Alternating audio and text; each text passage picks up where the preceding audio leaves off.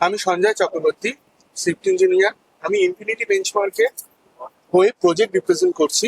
আমাদের প্রজেক্ট হচ্ছে কি করে সোলার প্যানেলকে ইউজ করে বিল্ডিং এর ইলেকট্রিসিটি কস্ট রিডিউস করবে। আমাদের এই হচ্ছে সোলার প্যানেল।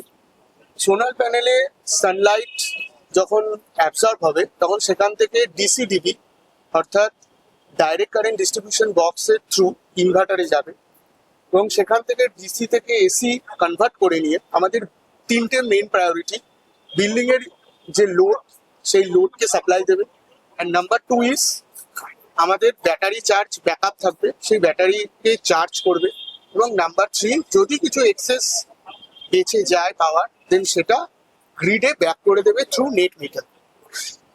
এবার আমার এই প্রজেক্টটার মাধ্যমে সোলারই কেন চুজ করলাম, তার কারণ হচ্ছে সোলার যেহেতু 25 বছর প্লাস লাইফ স্প্যান আছে, আর দ্বিতীয়ত তো সোলার রিনিউয়েবল।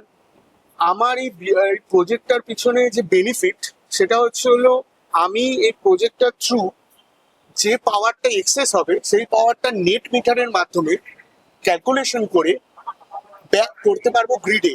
তো যার জন্য আমাদের যে গ্রিডের ওপরে যে ডিপেন্ডেন্সি আমাদের বিল্ডিং এ, সেইটা অনেকটাই কমে যাবে। আর দ্বিতীয়ত তো আমাদের কিছু সাশ্রয়ও হবে। অ্যানুয়ালি যে রুপিস আমরা দিই WBSCDCL কে, সেটা আমাদের অনেকটা সাশ্রয়।